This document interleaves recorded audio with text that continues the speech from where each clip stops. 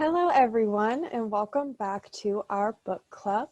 Before we begin though, I do want to start with another land acknowledgement and say that with gratitude, we acknowledge that the land for a safer space meets on is on the traditional territory of many nations, including the Mississaugas of the Credit, the Anishinaabe, the Chippewa, the Haudenosaunee, and the Wendat peoples, and is now home to many diverse First Nations, Inuit, and Métis peoples. We also acknowledge that Toronto is covered by Treaty 13 with the Mississaugas of the Credit, and that we are all treaty people. And as guests here, we are grateful to be living and to be working on this land, but it is also our responsibility to take care of it and be responsible for it. So again, welcome back to our book club. Once again, my name is Kristen and I am a fourth year social work student studying at Ryerson University, and I am working toward my Bachelor of Social Work. And I am also a placement student here with For a Safer Space. So here is the book that we have been talking about. It is called Your Silence Will Not Protect You by Audre Lorde. And some of the main themes we cover each time are themes of sexism, racism, homophobia, as well as survival and change. Now, we can't do the whole book in one video, which is why I divided it up into 5 parts. And today is part 4. And the theme that we're going to be looking at today is exploring differences. So in terms of our individual differences from one person to another. And the essays that were involved are entitled, The Master's Tools Will Never Dismantle the Master's House, Age, Race, Class, and Sex, Women Redefining Difference. And the last essay is called Uses of Anger, Women Responding to Racism. In terms of the poems that we'll be covering are A Litany for Survival, Sister Outsider, Power, School Note, and After Images. Before we dive right in though, I do want to provide a brief content warning. These essays and poems in particular, I found a lot of content relating to sexual violence and violence against women, as well as death, various traumas, and police brutality. So if you do choose to read these essays or poems throughout the presentation, I encourage you to do what you need to do for yourself to feel safe.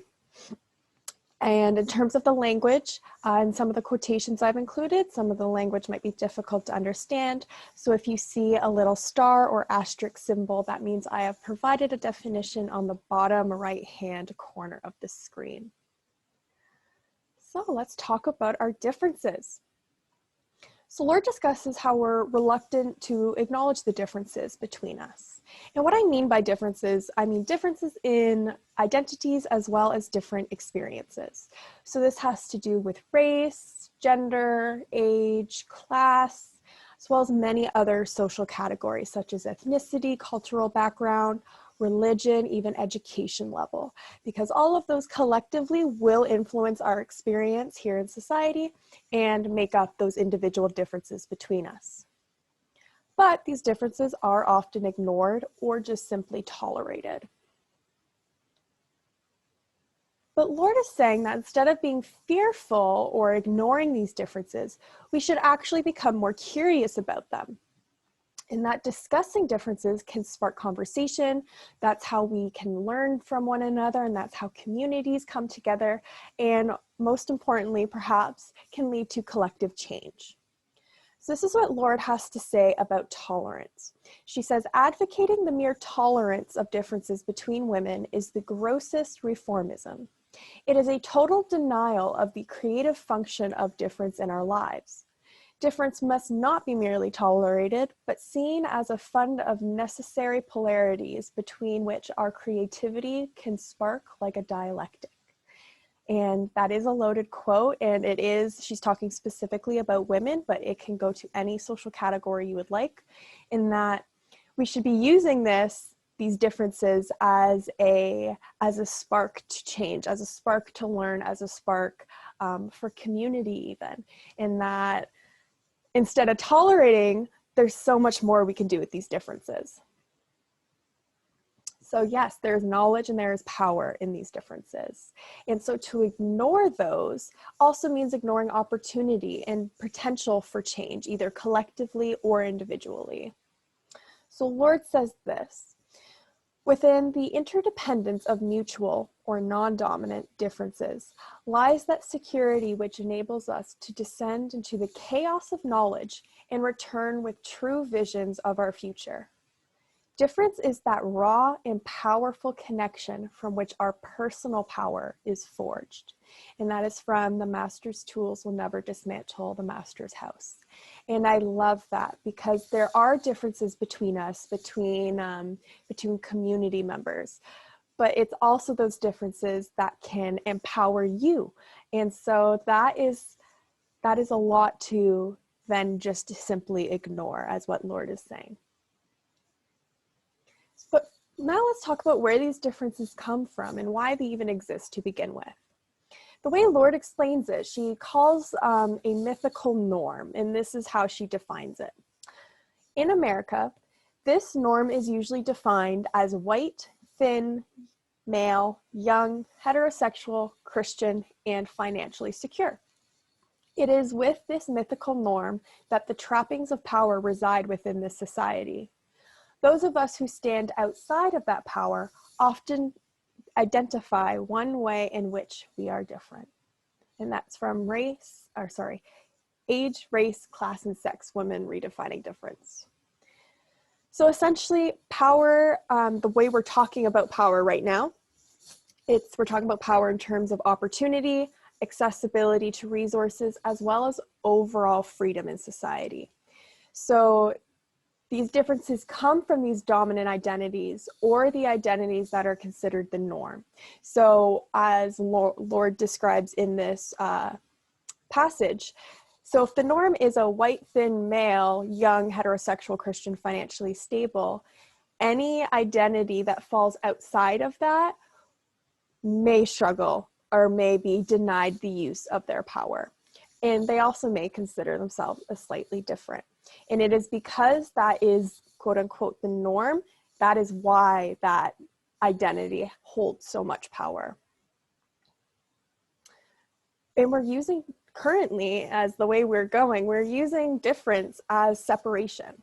So we are allowing these differences to separate us instead of allowing us to come together.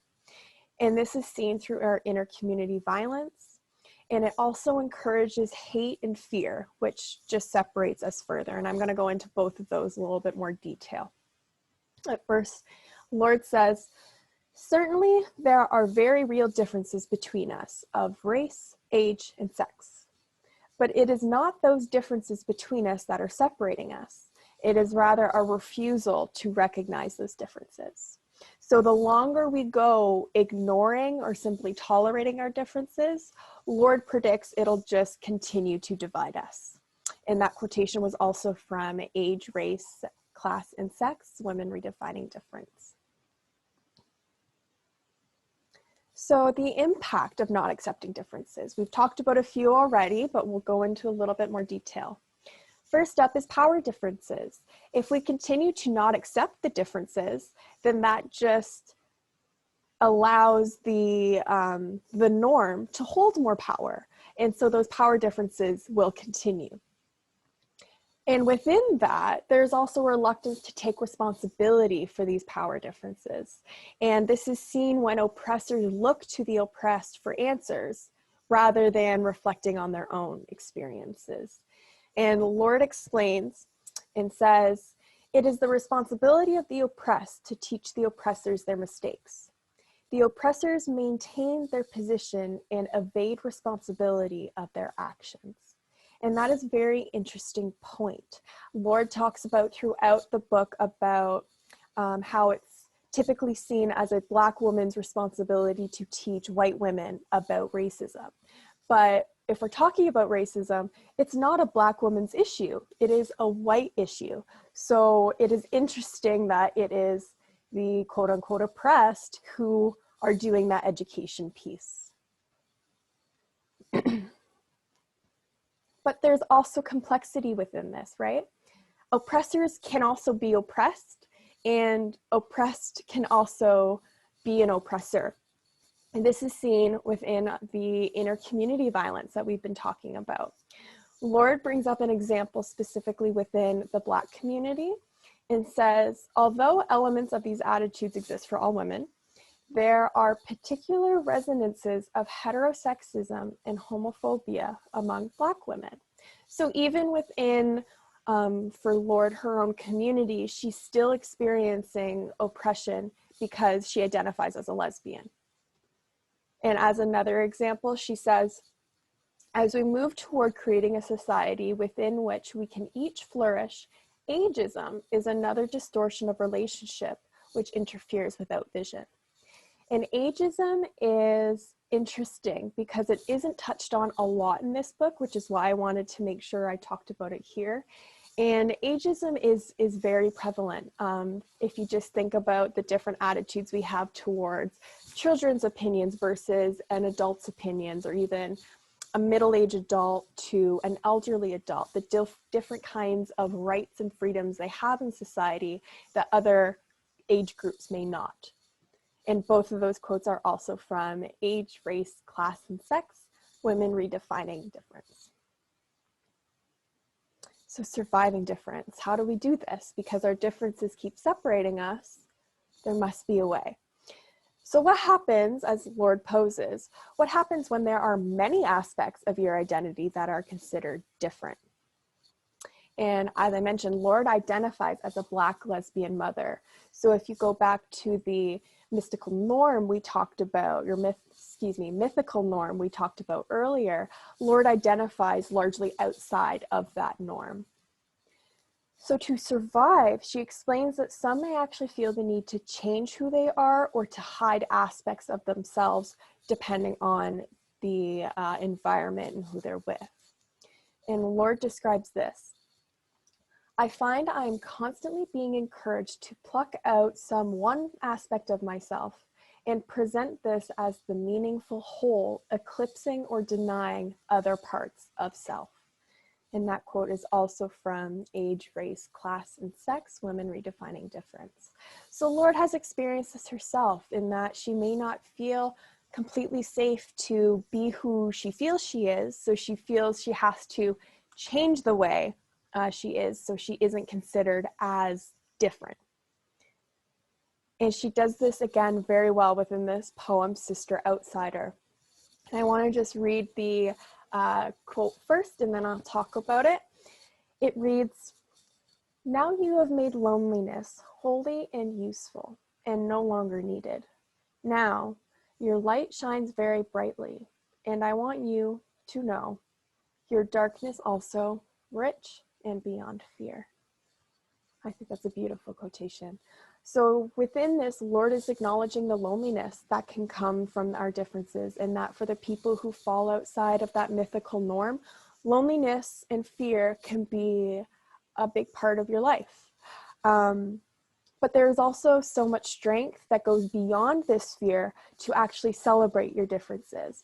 Doesn't even necessarily have to be with other community members. If you yourself can celebrate and be authentic to you, that is a great strength, and it does go beyond fear. So I like how Lorde is acknowledging that and sharing that with us. Oh, excuse me, and that was also her, that was from Sister Outsider, her poem.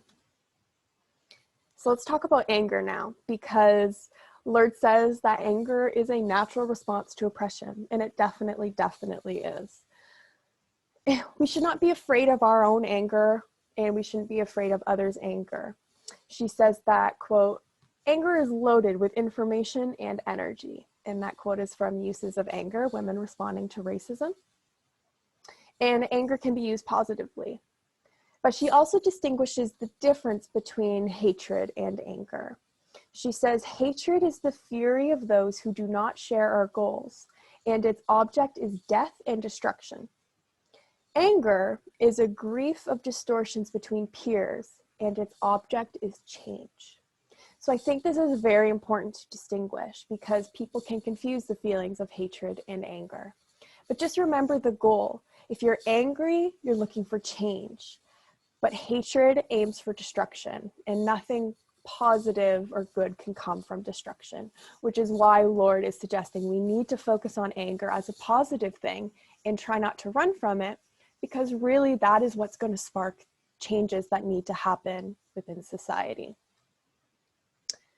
So she says we can use our anger toward change.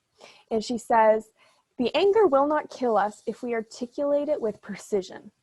If we listen to the content of what is said with at least as much intensity as we defend ourselves against the manner of speaking.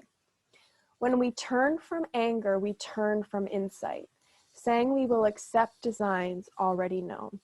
That quote is also from Uses of Anger. So Lorde's saying in terms of using our anger toward change, we need to focus on listening instead of defending. And when we are feeling angry, sometimes defensiveness is the first reaction, but we need to try to limit that as much as possible. But also we need to start criticizing current norms to make change. Going back to the mythical norm, if we just accept that, it means it won't change. So to challenge current norms is how we can start to make plans for progressive change in the future, using our anger as a tool. But I do want to leave you with this in our discussion of change. This quote reads, "Change means growth, and growth can be painful. But we sharpen self-definition by exposing the self in work and struggle together with those whom we define as different from ourselves, although sharing the same goals." So Lorde's giving us some insight into how we can start making these changes happen. So we have to focus on our goals. It doesn't matter about the individual differences, because if our goals are the same, that means we have so much to learn from each other. So as Lorde suggests with this passage, if we expose ourselves to people who we know are different than us and have different experiences, but we share the same goals, there's a lot of good that can come out of those conversations. And so we're being encouraged to work toward that. And this quote also is from Age, Race, Class, and Sex, Women Redefining Difference. So with that, I'd like to thank you for joining me for this book club, and I hope you enjoyed. We'll be coming back next time for the final part of this presentation. See ya.